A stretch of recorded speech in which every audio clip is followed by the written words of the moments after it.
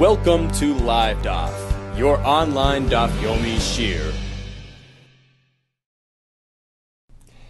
Shalom Aleichem, welcome back to today's Daf, which is SUKKAH Nun Beis. We begin 5 lines from the bottom of Nun Aleph Amud Beis. Says the Gemara, Tanu Rabbanon, we learned in a Brisa.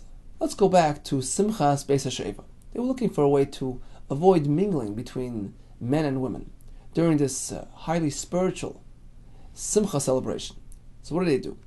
Initially, Hayu Noshim Mufnim, they seated the women inside the Ezras Noshim, in close proximity to the performers who performed on those steps leading up from Ezras Noshim to Ezras Yisrael. So the women were right there. Ve'anoshim bachutz, and the men were outside in the Harabayis surrounding the Ezras Noshim. And they would have to peer through the women's section to view the performers. It didn't achieve its purpose. It would come to frivolity, to lightheadedness, because they would have to view the women as they were watching the performers. So what do? Hiskinu. They instituted a new system. They switched things around. Hiskinu sheyu noshim yoishes bachutz. Instead of the men outside, the women were sent outside to the Harabayis. Va'anoshim bifnim, and the men inside in the Ezras Noshim. It didn't work.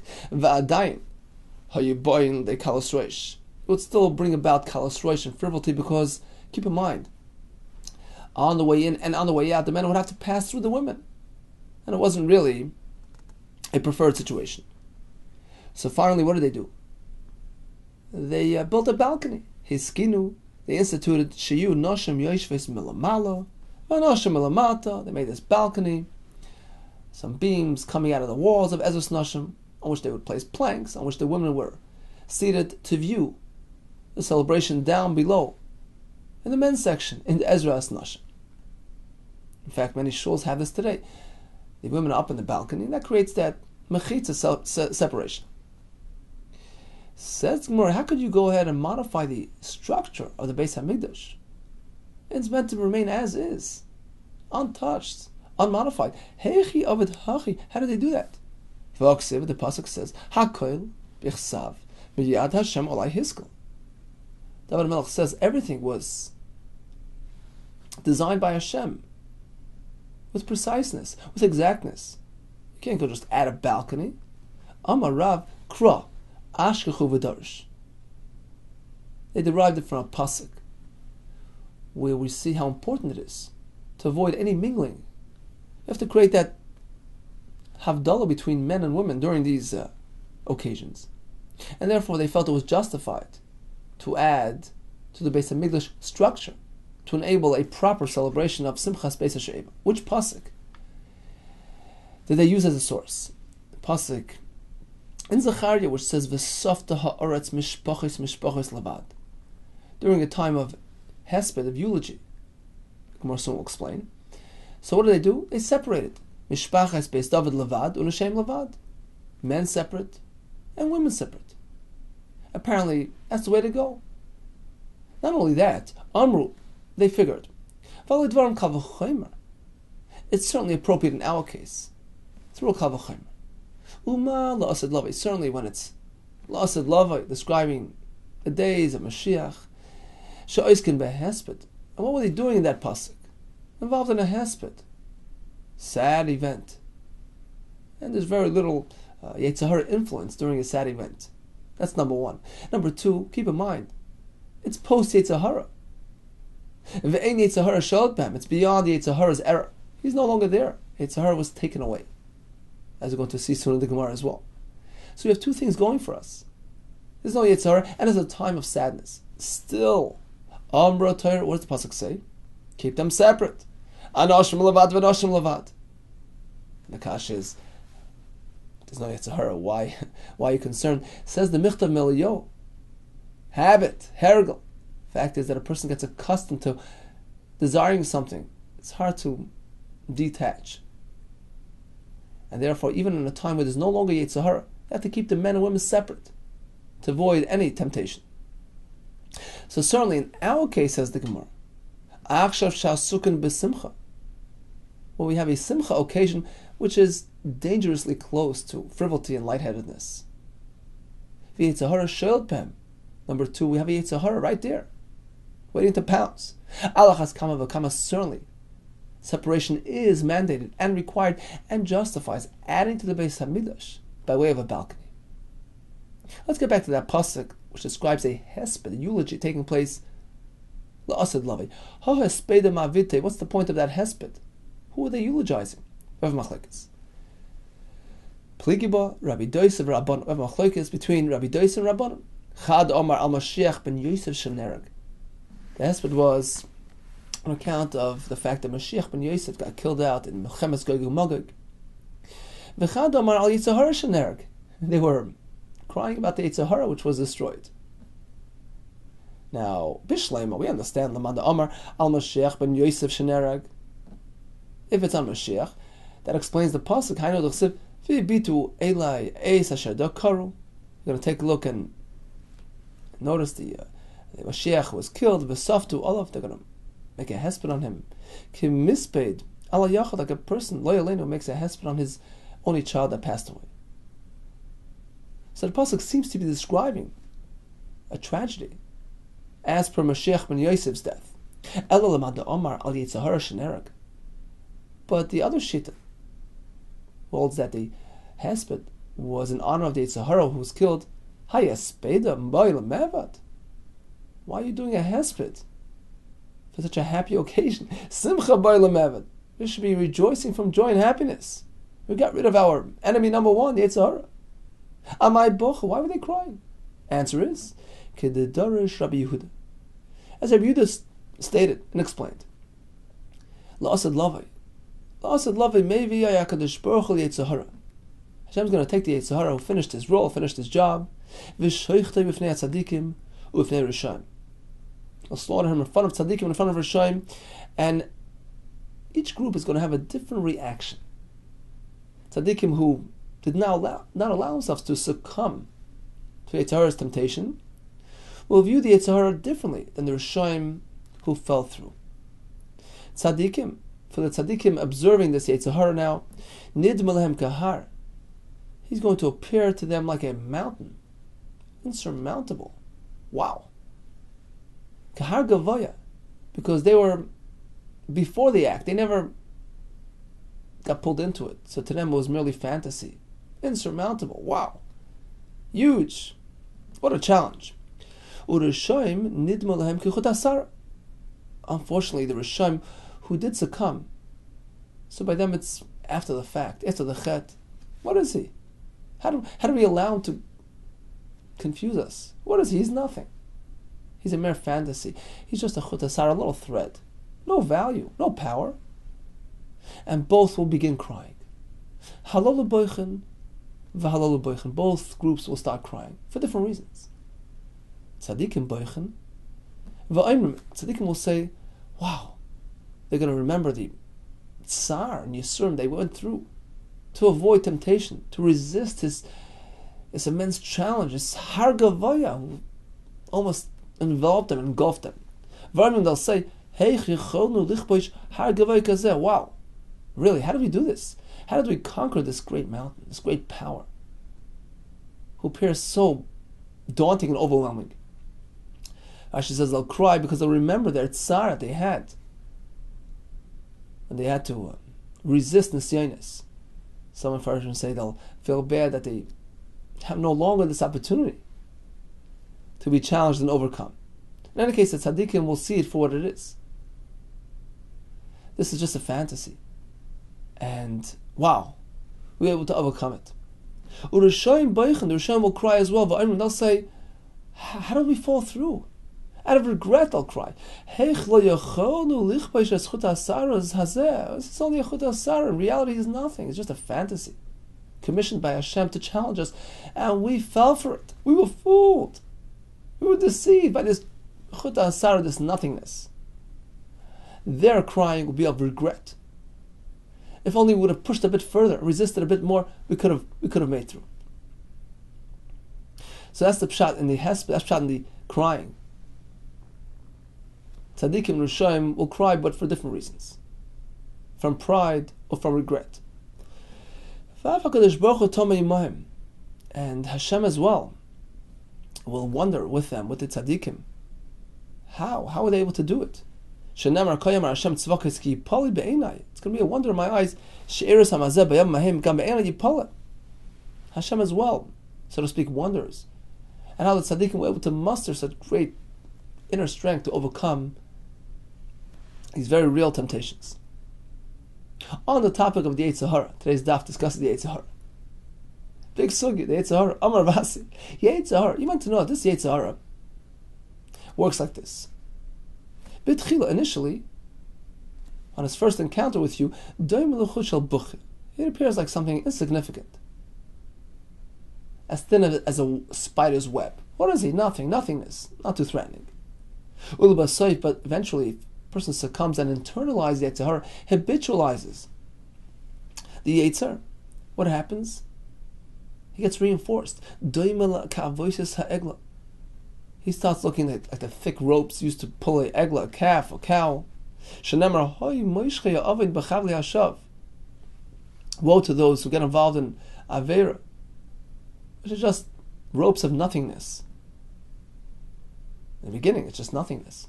But eventually the chet turns into avos, thick ones of the egla. So initially, it doesn't seem to be too threatening and too severe, but eventually, when a person lets him get his foot in the door, he gets reinforced, he gets strengthened, intensified. And then it's hard to overcome that habit. Tanu Rabban, Mashiach ben David she'asad ligolis. Very Yemenu, Mashiach ben David, which will be revealed speedily nowadays.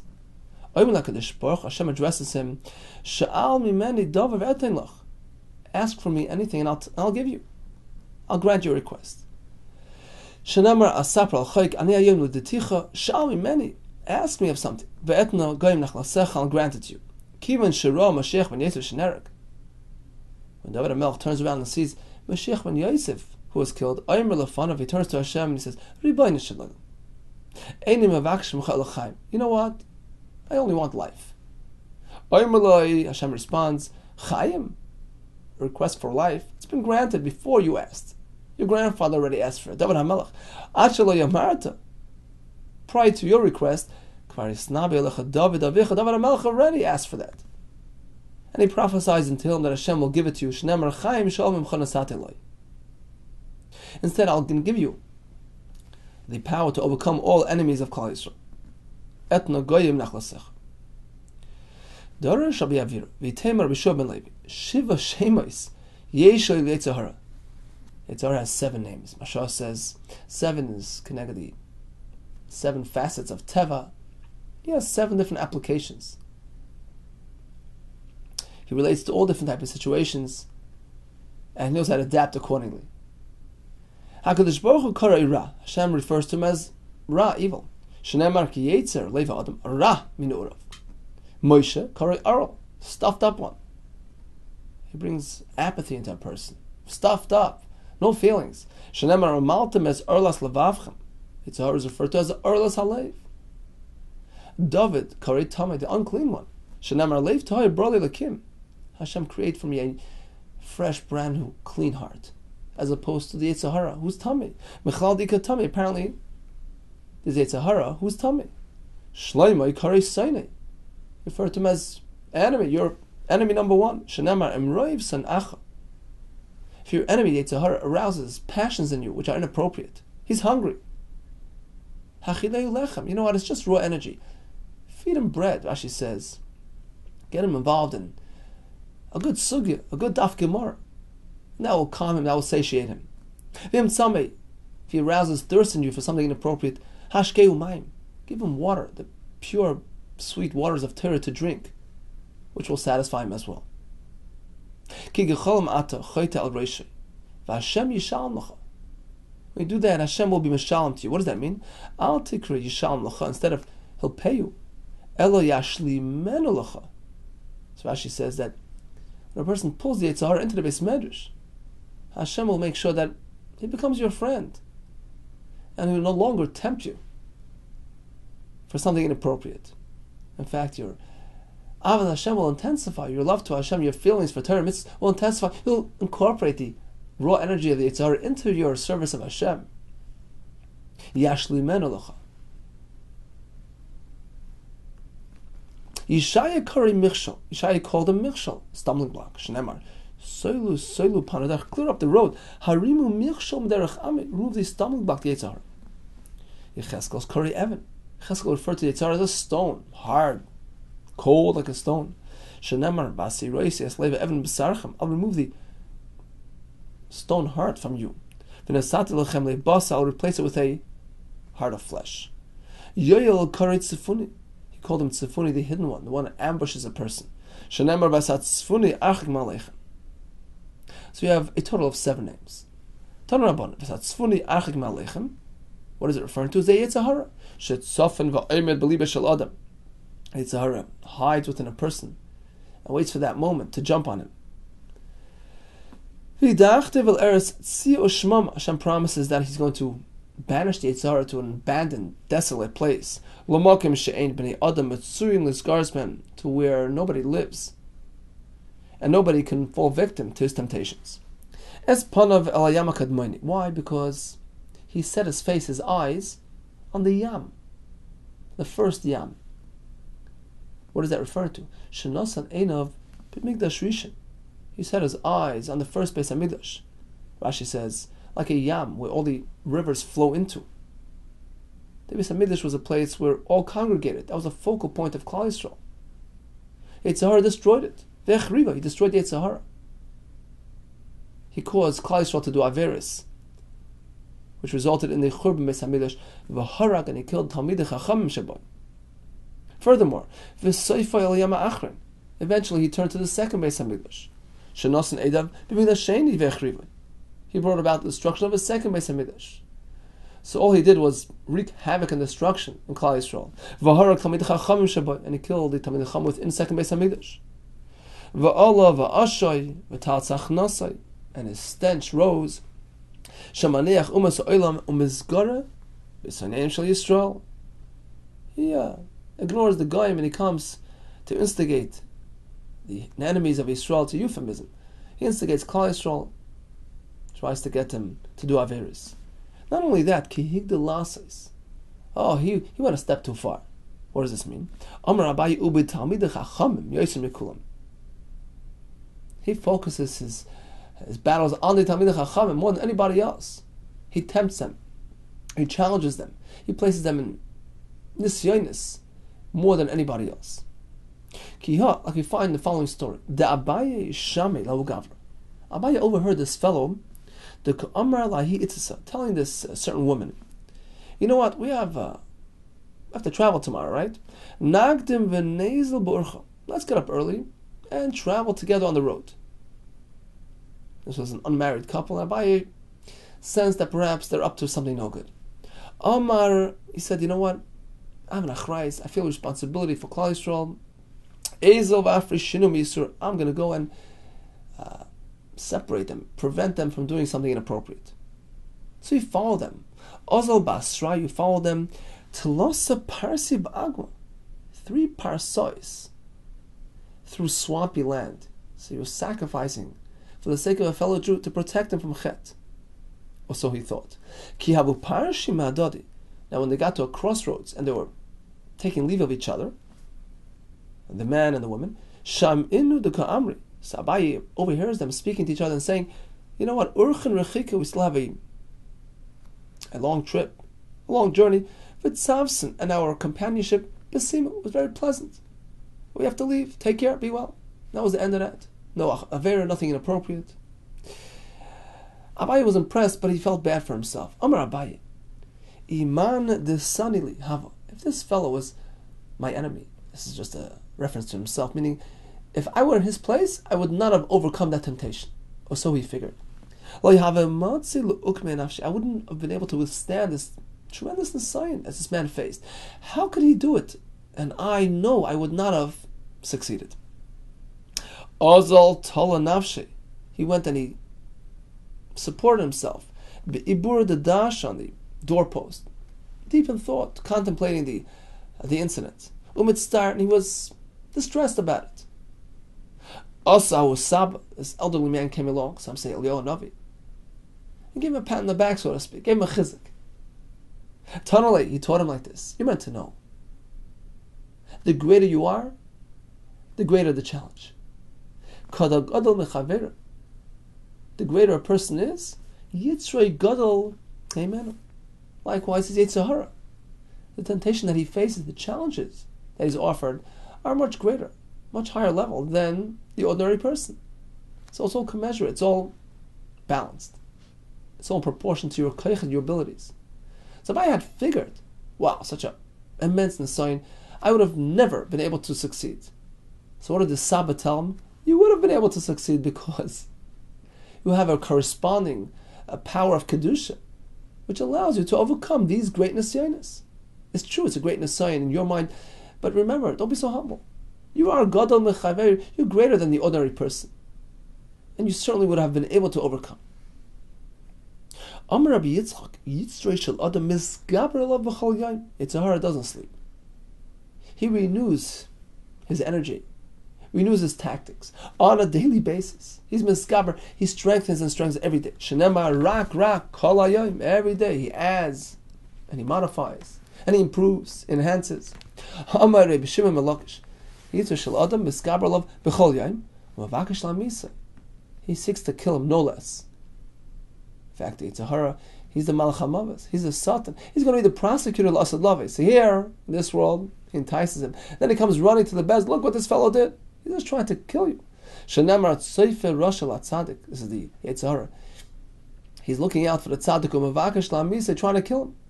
If not for Hashem helping him with supernatural spiritual koiches, which come along to help a person who tries, who puts in the effort. If not for that element, in fact, he could not conquer the Yetzer Hara.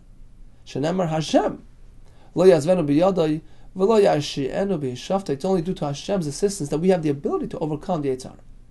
And that's our bechira, to call down, to summon that heavenly assistance, and overcome this Yetzer Hara. So at first it seems daunting, almost like Abaye, I can't overcome this. And you know what? You're right.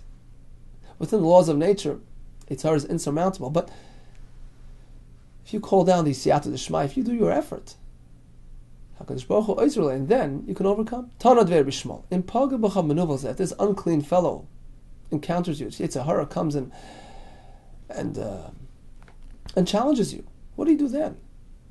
You can't just ignore him. There's energy there. There's desire. What do? Mashchelu Beis HaMedrash. Divert that energy. Bring him into the shul, to the Beis HaMedrash, and sit down and learn with him. So the Yetzer Hara, by essence, is just raw energy. It's desire. It's drive. Take that drive and divert it. Transform it into a drive for Kedusha, and it works. Im Evanhu.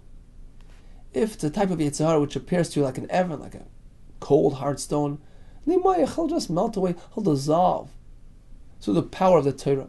Im Barzlu, if he takes on a different form, like desire, like power of metal, misbites it. He'll just spark up. He'll just break apart through the power of Torah.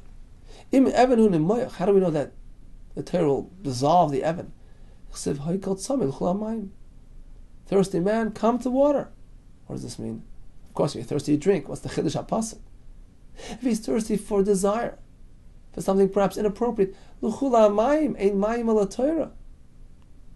take a drink, take a Gemara, take a Chum, and that will satisfy your desire. You'll come out ahead. You'll bring the Yetzer Hara into the fold and incorporate him into this desire to be close to Hashem. Water has the ability to eventually rub out even stones. So the Mayim of Torah can undo the effect of the Yetzer Hara when he presents himself like a cold, apathetic stone. In Barzlu mispoitzes, if he appears like a barzel, evoking strong desires, like a powerful piece of metal, mispoitzes, the Torah will neutralize him.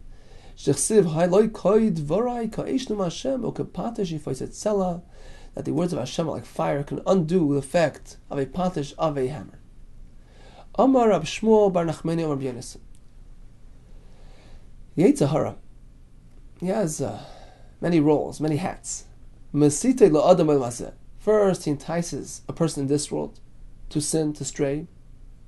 He appears like his best friend, come, this is good for you. And then he turns around and he prosecutes you. He becomes his prosecutor, he testifies. Look what he did. Forgets to mention that he himself caused him to do that. So a person spoils his eved, his servant, the Yetzer Hara.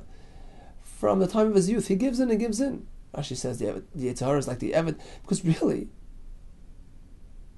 he's there to serve you, to enable you to grow and to be successful in Ruchnius. So he's really a servant, and really, you should treat him like an eved. He's really under your control. Pasuk says, "Va'ata timshel boy." You meant to control the Yetzer Hara, he's just your servant. So if a person gives in, what happens then? Eventually, he will become the manain. What does manain mean? A witness. Shekain ba'at bach shel Rabbi Chia. It was a aleph-based arrangement taught by Rabbi Chia, like gematria, like atbash. So some sort of arrangement, in which we switch some letters for others. Kairin l'sahada manain. Manain would be switched to sahada, and sahada means testifying, a witness. So achrisa ye manain, eventually it's will be the manain, that one that testifies, that prosecutes a person which succumbs. Rav Huna had a steer between two psukim. We have one pasuk which says, "Ksiv ki ruach zanunim hissa." Yetzer Hara is really just an external spirit trying to lead a person astray. Ruach zanunim. Uksiv b'kirbam. It's described as residing within the person. So where is it? Externally or internally? Both are true. Depends at what point. B'tchila, initially, when he's still on the outside, he's trying to entice the person. His same. He's an external force trying to lead the person astray. At that point, it's still easy. It's relatively easy to overcome, to resist, because he's standing outside. Don't let him in. Don't open the door. But eventually, the person does succumb. The Yetzer Hara gets internalized into the person, absorbed in the person, reinforced, becomes part of a person's nature. Bikirba. Amarav betchila. Initially, the pasuk refers to Yetzer Hara as karoi helech, like a wayfarer, like a traveler.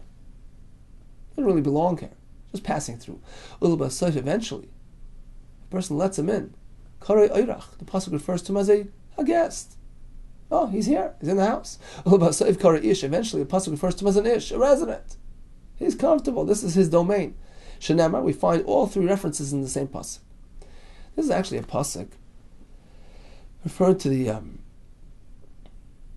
Chet of David HaMelech with Bas Sheva, where Nasan HaNavi was admonishing him and was using a mashal of a person sacrificing, stealing a sheep from a poor person, and he used this analogy to describe the tactics of the Yetzer Hara. He says like this: Vayavei helech lish ha'asher. The helech, this traveler, this Yetzer Hara, approaches this wealthy man. Vayachmo lakachas mitzoynu b'karei lasas loirach. And out of compassion, he took one of these sheep and he prepared it for the oirach, for the guest. So he became a guest, from a helech, a traveler, to a guest. He's already 1 foot in the door. Uksiv vayikach es kivsas ish harash. Then it says he took the lamb, the sheep of the poor man. So he stole the poor man's sheep. This was a mashal to Bas Sheva, who was Uriah's wife. And he prepared it for the man. Yetzer Hara, who was now called Ha'ish. So he became part of the family. From a traveler to a guest to an ish. So that's the key. Don't let him in the door. Once he gets his foot to the door, it's hard to get him out. There was a beautiful mashal presented by the Chavetz Chaim to illustrate this point, this lesson in the Gemara. He says, a person approaches his friend. I need some space to hang my hat. Could I just put a nail in your wall? I know you're tight for room, but just a nail on the wall. I'm going to hang something there. Is that okay? And the man says, I prefer not, but just a nail on the wall. Okay. How much room is it going to take up? So he lets him have that space. He puts a nail on the wall. First, he hangs up his hat. Comes back the next day, says, you know what? I want to take my hat off.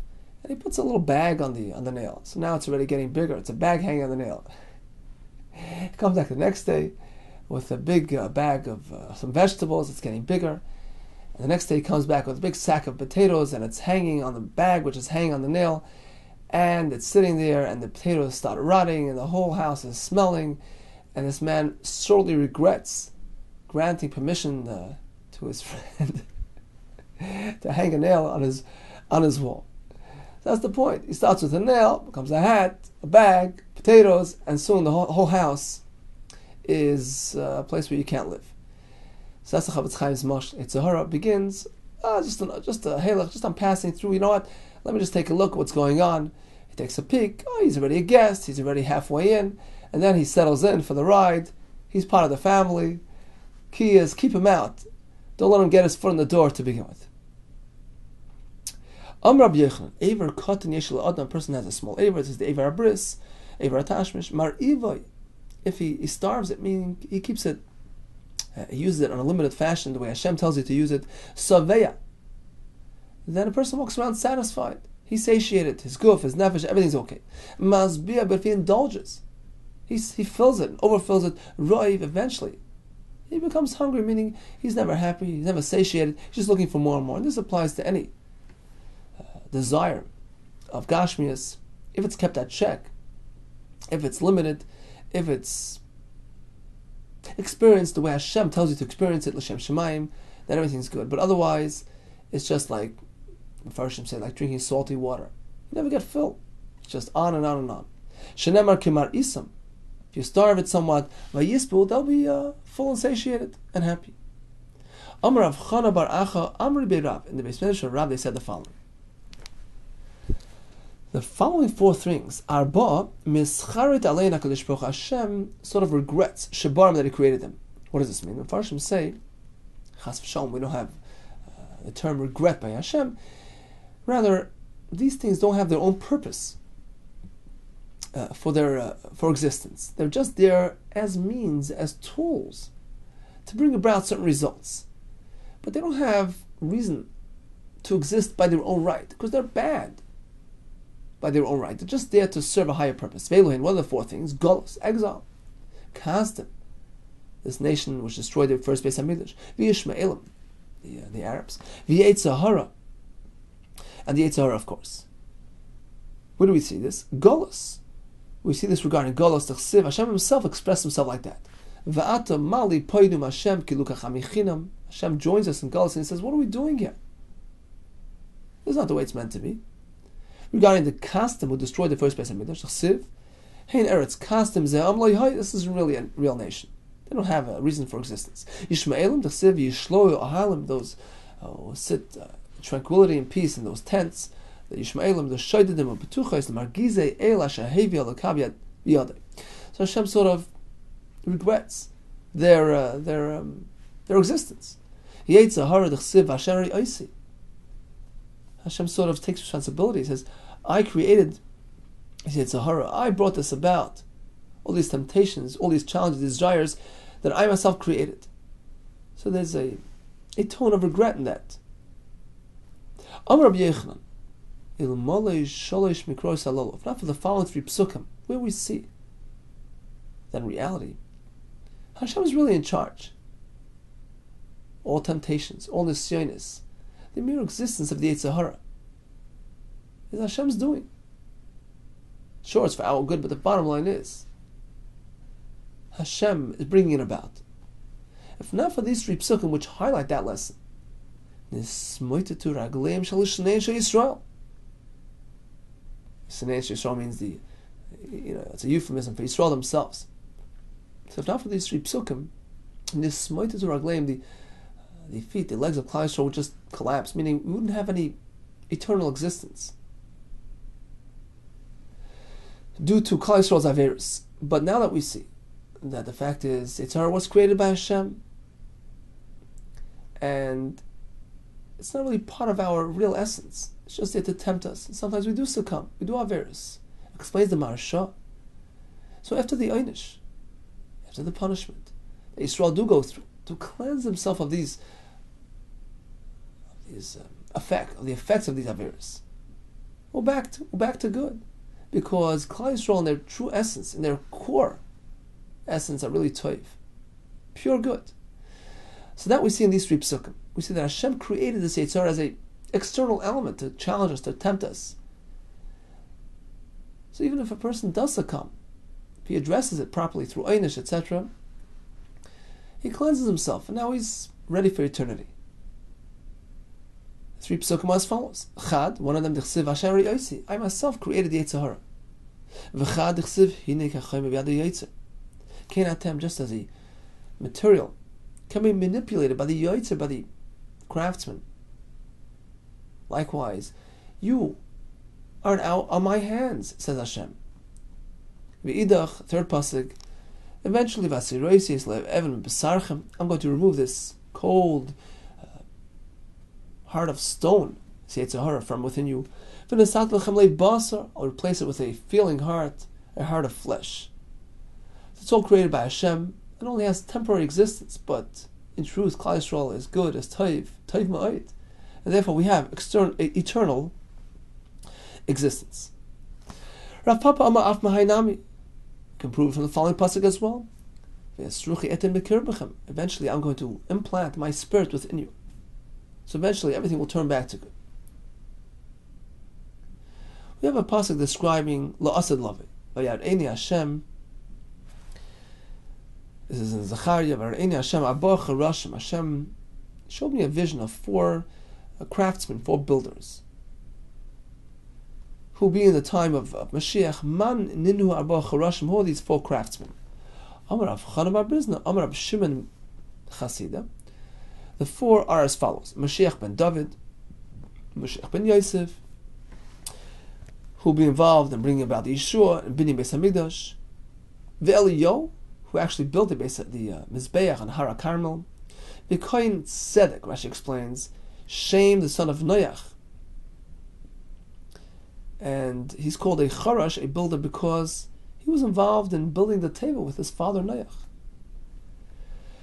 So these 4 will present themselves as Asad Lavai and will facilitate the Geula. Maser Rav Sheshes, he has the kasha. Ihachi, how could the pasuk be referring to these 4 tzaddikim? Hainu d'chsiv. How do you explain the next part of the pasuk, which sort of puts them in a negative light? Vayemer Allah, he told me, Ela Kronis Asher Zeirus Yehuda. These are the horns, the powers which dispersed the Bnei Yehuda. So it's referred to them in a negative light. It brought about Golus. Hani l'shuva. So these 4 that you mentioned are actually meant to facilitate return and Geula. So it's inconsistent. Amala, he responded, Shafil is safe at the crow. Go down to the next part of the pasuk and you'll find your solution. True. The pasuk begins by describing the Goyim who dispersed Klal Yisrael, sent them into Golus. But then the pasuk responds by saying, Vayavayu Eila, these 4 will come about lahachrid oisam, to make the Goyim tremble. They will challenge the Goyim. Liyadis is kronis hagoyim hanoisim keren el eretz Yehuda l'zaroisa. They're going to actually challenge and overcome the Goyim who dispersed Yisrael. So in fact, it's referring to these 4 tzaddikim who will facilitate the Geula. Amar later, Sheshes was now very impressed with this response. He says, okay, I don't match up to your ability when it comes to Divrei Agada. Bahadi Chana, having to do with Chana, Rav Chana bar Bizna, who responded to him in this with this hezber. Bahadi Chana Bagadata, in matters of Agada, matching up with Rav Chana Lamli, I have no business matching up with him. Certainly he's right on. The pasuk explains further. V'haya zeh shalom asher. There's going to be a true peace. L'asad lavei asher ki yaveh b'artzenu. Even if Asher comes to attack, v'yichi yidrich b'arbaneseinu, he'll step on our palaces. V'akimoinu olav shiva roim shmoinu nesichei adam. So Hashem is going to appoint 7 shepherds and 8 leaders to lead Klal Yisrael into Geula. Man ninu shivarim. Who are these 7 shepherds? David be'emtza. This was a Kabbalah tradition that David was in the middle. Adam sheis u'misr shalach miminai. On his right, was Adam Arishan. Shais, the son of Adam, was also a tzaddik, and Mesushalach was also a great tzaddik. They were going to be on the right side of David, and on the left we have Avram, Yaakov, and Moshe b'Smoili. Rashi says Yitzchak went to get the Yisrael out of Gehenna. So these are the 7 shepherds. Umaninu Shmoyin Sichi Adam, who are the 8 leaders of Klal Yisrael: Yishai, the father of David, Vishol, Ushmuel, Amos, Sfanya, Tzidkiah, Mashiach Eliyav. Continues Zumar Abba Sulamis. Let's go back to the Simchas Beis HaSheva. They lit these tall lamps in the Ezras Nashim. So there were 4 menorahs, 4 of these lamps, very tall ones. Each lamp had 4 buckets, which would contain oil and wicks and light up the area. And each menorah, which had 4 buckets, had 4 ladders, 1 ladder per bucket, to allow them to climb up to pour in the oil. Tanu learned in the Brisa, each menorah was 50 am high. V'arba yiladim shel birchei kehuna, ubi yedeim kadei shemen, shemei v'esrim lug. There were 4 youngsters, 4 young Kohanim, who would climb up the 4 ladders, carrying pitchers filled with oil. It's a total of 120 lug. Now it's not clear. Iboilu, the Beis Medrash had a shaila. Maybe esrim lug kulu. Do you mean that in total all 4 buckets that they would carry up had 120 lug?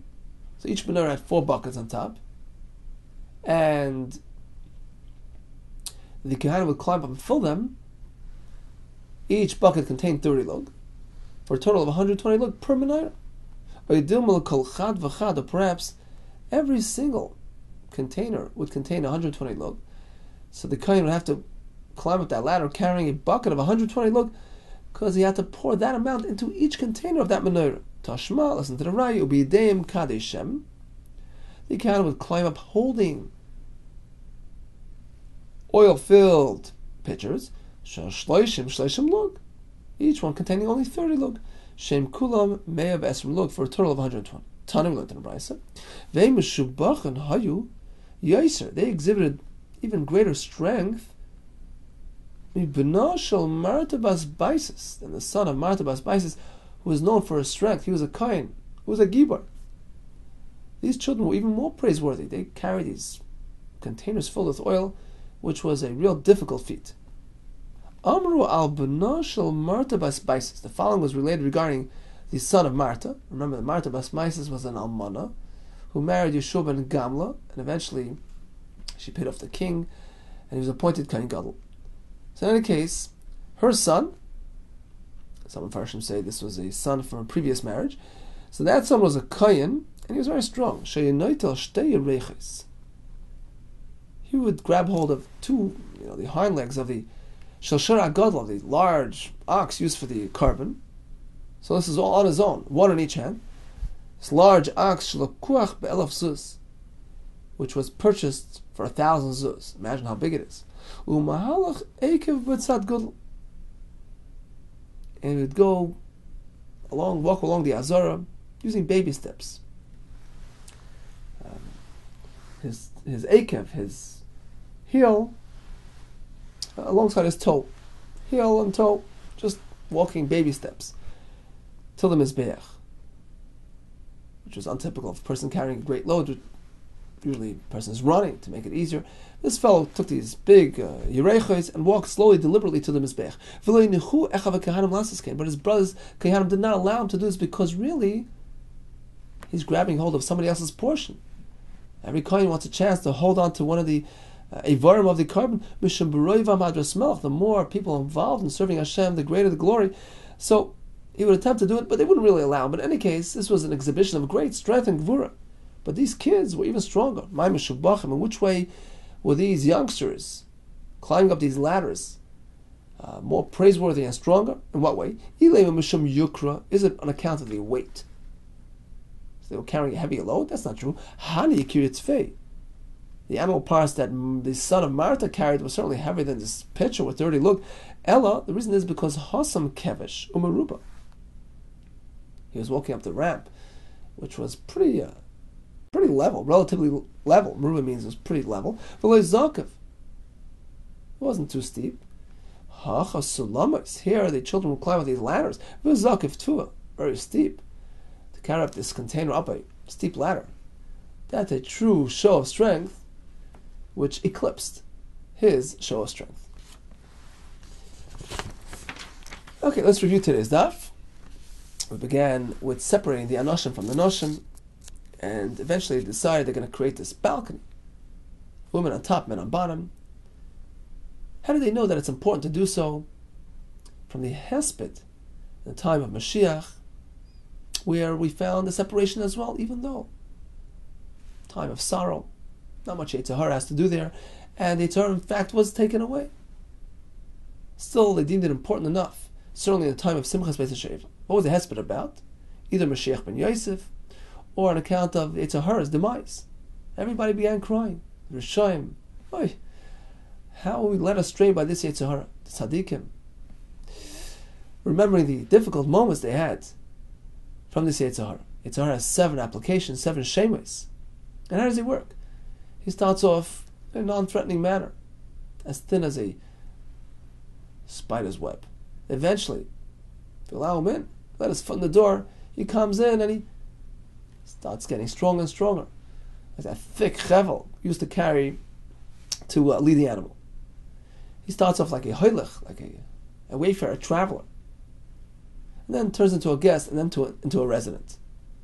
He's on the outside, and then afterwards, if he's allowed to take hold of the person, he gets internalized, intensified. It's bikirvam, and then it's difficult to get rid of him. Not only that, he doesn't stay put. He's mizgaba b'chol yom. Every day he comes up with a new tactic, a new nisayon, a new fantasy, with which to challenge the person. If not for Hashem siyat l'shmai, a person wouldn't have hope. But Hashem is there to help a person.